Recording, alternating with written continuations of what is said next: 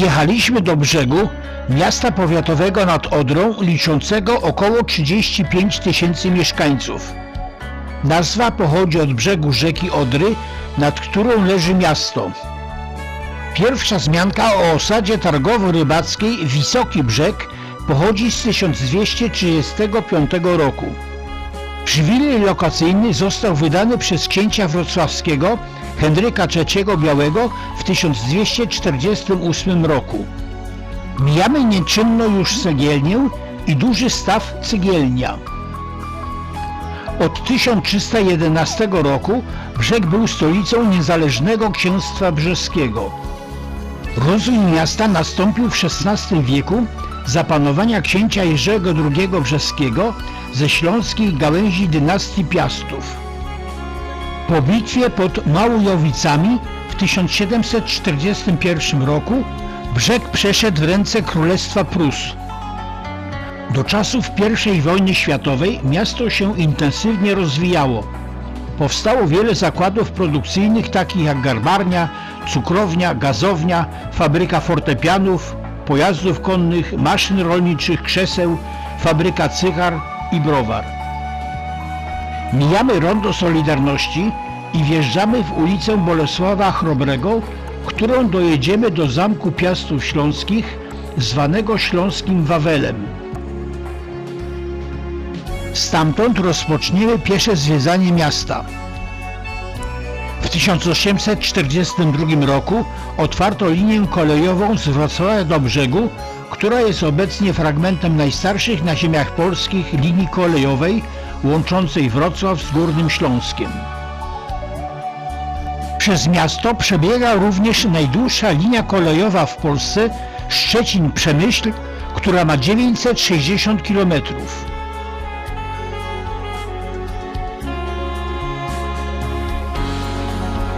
23 stycznia 1945 roku rozpoczęły się niemiecko-radzieckie walki o miasto. Stare miasto z szeregiem cennych zabytków obróciło się w ruinę. Zniszczeniu uległo około 70% miejskiej zabudowy. Po zakończeniu działań wojennych rozpoczęło się zasiedlanie Brzegu i okolic polskimi przesiedleńcami z Kresów Wschodnich. W latach 60. trwała odbudowa najważniejszych zabytków miasta. Dużą część Starego Miasta zabudowano blokami mieszkalnymi. Dojechaliśmy do miejsca, skąd rozpoczniemy piesze zwiedzanie. Idąc do Zamku Piastów Śląskich, mijamy figurę Świętej Trójcy. Ufundował ją w 1731 roku budowniczy kościoła Podwyższenia Krzyża Świętego Jan Krzysztof Melcher z Prudnika. Autorem figury był prawdopodobnie Karol Schlein z Nysy. Zamek Piastów Śląskich, będący siedzibą Muzeum Piastów Śląskich, pokażę w oddzielnym filmie. Również stojący niedaleko wspaniały barokowy kościół pod wezwaniem Podwyższenia Krzyża Świętego będzie miał oddzielny film.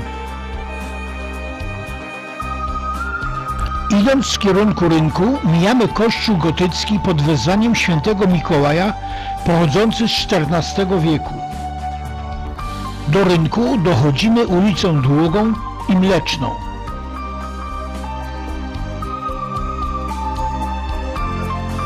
Fasady mijanych kamienic, które odbudowano po wojnie, są dziś odnowione i kolorowe.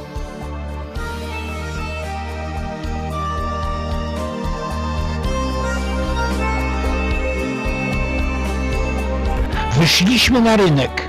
Od początków lokacji miasta rynek był prestiżową lokalizacją w mieście. Wzniesiono wieżę i zabudowania śródrynkowe.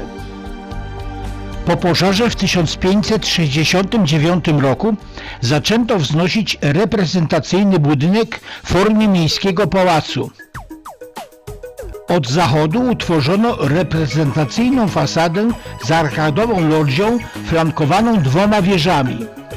Nad budową ratusza pracowali wybitni włoscy architekci Jakub Parr i Bernard Nuron. Renesansowy gmach szczęśliwie przetrwał do naszych czasów. Wieże flankujące zachodnią fasadę mają 8-boczne kioski nakryte hełmami zwieńczone ażurowymi latarniami.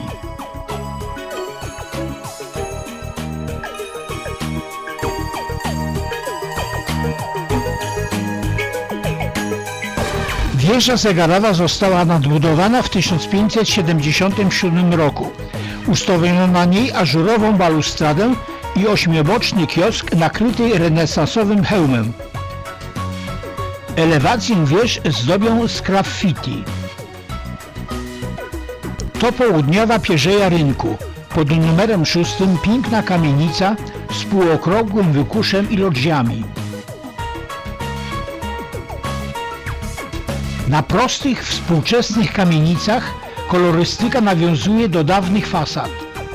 W północnej pierzei zwraca uwagę ciekawe rozwiązania architektoniczne. W ścianie rynku nadbudowano szczyt nawiązujący do dawnej zabudowy. Ten pięknie zachowany portal pod numerem 19 to wyjątek w śródmiejskiej zabudowie brzegu. Ulice odchodzące od rynku też mają współczesną zabudowę. Niewiele kamienic zachowało swój dawny, przedwojenny wygląd.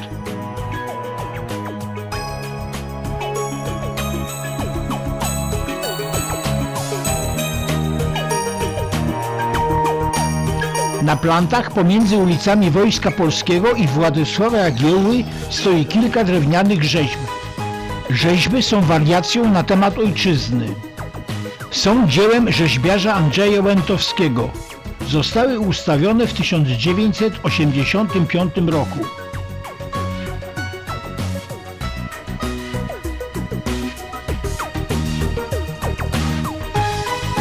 Na rogu ulicy Zamkowej i Różanej zwraca uwagę figura Najświętszej Maryi Panny. Budynek wzniesiono w 1751 roku i być może ta figura jest z tego okresu.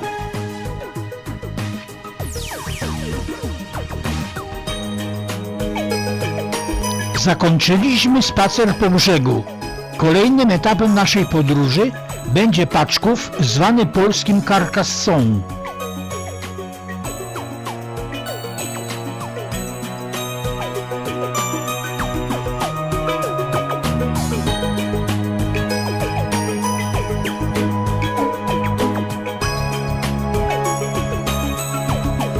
Mijamy późnorenesansowy budynek sądu rejonowego z końca XIX wieku. Przejeżdżamy obok parku miejskiego, jednego z największych na terenie całego województwa opolskiego. Park ma blisko 15 hektarów powierzchni. Park ciągnie się od ulicy Armii Krajowej, którą przejeżdżamy, aż do Zamku Piastów Śląskich.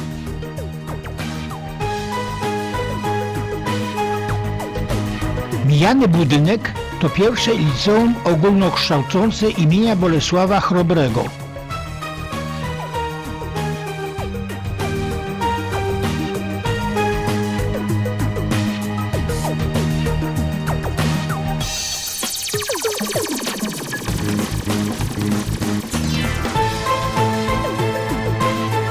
Znane już nam Rondo Solidarności.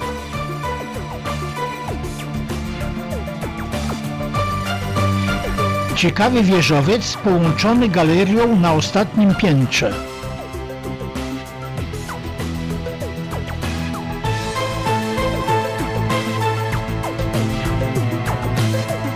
Opuszczamy już brzeg i powiat brzeski i jedziemy w kierunku Paczkowa w powiecie nyskim.